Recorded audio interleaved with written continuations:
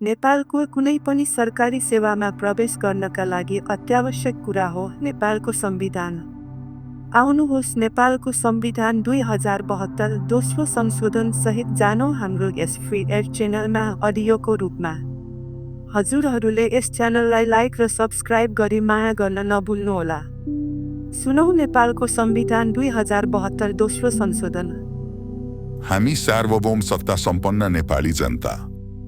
नेपालको स्वतन्त्रता, सार्वभौमिकता, भौगोलिक अखण्डता, राष्ट्रिय एकता, स्वाधीनता र स्वाभिमानलाई अक्षुण्ण राखी जनताको सार्वभौम अधिकार, स्वायत्तता र स्वशासनको अधिकारलाई आत्मसात गर्दै राष्ट्रहित, लोकतन्त्र र अग्रगामी परिवर्तनका लागि नेपाली जनताले पटक पटक गर्दै आएका ऐतिहासिक जनआन्दोलन, सशस्त्र सङ्घर्ष, त्याग र बलिदानको गौरवपूर्ण इतिहासलाई स्मरण एवं शहीदहरू तथा बेपत्ता र पीडित नागरिकहरूलाई सम्मान गर्दै सामन्ती, निरङ्कुश, केन्द्रीकृत र एकात्मक राज्य व्यवस्थाले सृजना गरेका सबै प्रकारका विभेद र उत्पीडनको अन्त्य गर्दै बहुजातीय, बहुभाषिक, बहुधार्मिक, बहुसांस्कृतिक तथा भौगोलिक विविधतायुक्त विशेषतालाई आत्मसात गरी विविधताबीचको एकता, सामाजिक सांस्कृतिक ऐक्यबद्धता, सहिष्णुता र सद्भावलाई संरक्षण एवं प्रवर्धन गर्दै वर्गीय, जातीय, क्षेत्रीय, भाषिक, धार्मिक, लैङ्गिक विभेद र सबै प्रकारका जातीय छुवाछुतको अन्त्य गरी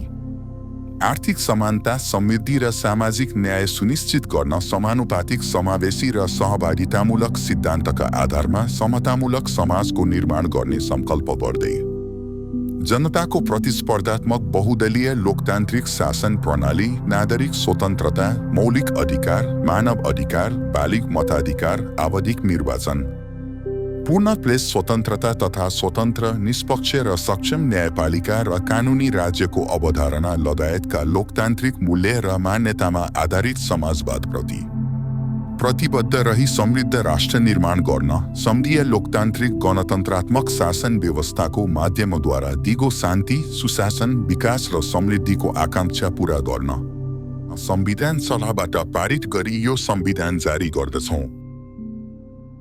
भाग 1, प्रारम्भिक। धारा 1, संविधान मूल कानुन। उपधारा 1, यो संविधान नेपालको मूल कानुन हो। यस संविधानसँग बाजिने कानुन बाजिएको हदसम्म अमान्य हुनेछ। उपधारा 2, यस संविधानको पालना गर्नु प्रत्येक व्यक्तिको कर्तव्य हुनेछ। धारा 2, सार्वभौम सत्ता र राजकीय सत्ता।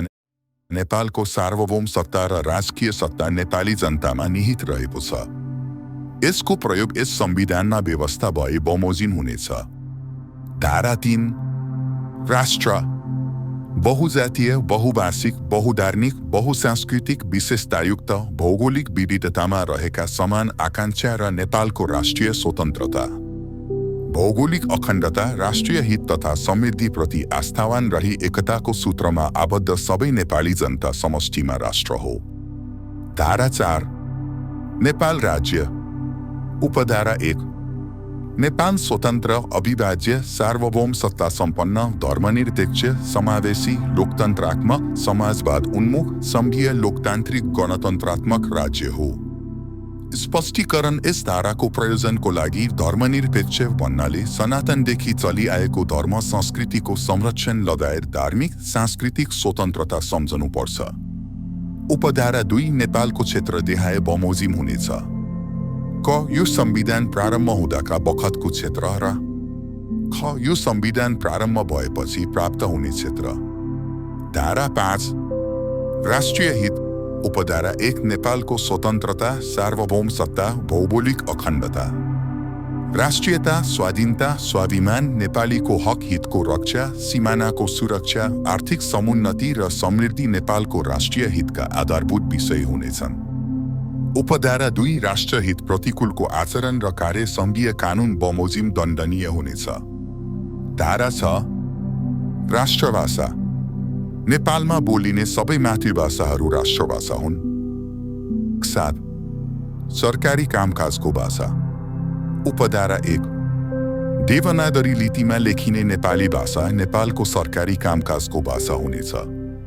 उपधारा 2, नेपाली भाषाका अतिरिक्त प्रदेशले आफ्नो प्रदेशभित्र बहुसंख्यक जनताले बोल्ने एक वा एकभन्दा बढी अन्य राष्ट्रभाषालाई प्रदेश कानून बमोजिम प्रदेशको सरकारी कामकाजको भाषा निर्धारण गर्न सक्नेछ। उपधारा 3 भाषा सम्बन्धी अन्य कुरा भाषा आयोगको सिफारिसमा नेपाल सरकारले निर्णय गरी बमोजिम हुनेछ। धारा 8 राष्ट्रिय झण्डा। उपधारा 1 सिमरिक रङको भुइँ र गाढा नीलो रङको किनारा भएको दुई त्रिकोण अलिकति जोडिएको माथिल्लो भागमा खुर्पे चन्द्रको बीचमा 16मा 8 कोण देखिने सेतो आकार र तल्लो भागमा 12 कोणयुक्त सूर्यको सेतो आकार अंकित भएको झण्डा नेपालको राष्ट्रिय झण्डा हो। उपधारा 2 नेपालको राष्ट्रिय झण्डा बनाउने तरिका र तत्सम्बन्धी अन्य विवरण अनुसूची 1 मा उल्लेख भए बमोजिम हुनेछ। धारा 9 राष्ट्रिय गान इत्यादि। उपधारा 1 नेपालको राष्ट्रिय गान अनुसूची 2 मा उल्लेख भए बमोजिम हुनेछ। उपधारा 2 नेपालको निशान छाप अनुसूची 3 मा उल्लेख भए बमोजिम हुनेछ। उपधारा 3 नेपालको राष्ट्रिय फूल लालीगुराँस, राष्ट्रिय रङ्ग सिमरिक, राष्ट्रिय जनावर गाई र राष्ट्रिय पक्षी डाफे हुनेछ। भाग 2 नागरिकता। धारा 10 नागरिकताबाट वञ्चित नबरिने। उपधारा 1 कुनै पनि नेपाली नागरिकलाई नागरिकता प्राप्त गर्ने हकबाट वञ्चित गरिने छैन। उपधारा 2 नेपालमा प्रादेशिक पहिचान सहितको एकल सम्घीय नागरिकताको व्यवस्था गरिएको छ। भाग 11 नेपालको नागरिक ठहर्ने। उपधारा 1 यो संविधान प्रारम्भ हुँदाका बखत नेपालको नागरिकता प्राप्त गरेका र यसबाद बमोजिम नागरिकता प्राप्त गर्न योग्य व्यक्तिहरू नेपालको नागरिक हुनेछन्। उपधारा 2 यो संविधान प्रारम्भ हुँदाका बखत नेपालमा स्थायी बसोबास भएको देखाएको व्यक्ति वंशजको आधारमा नेपालको नागरिक ठहर्नेछ। क यो संविधान प्रारम्भ हुनुभन्दा अघि वंशजको आधारमा नेपालको नागरिकता प्राप्त गरेको व्यक्ति।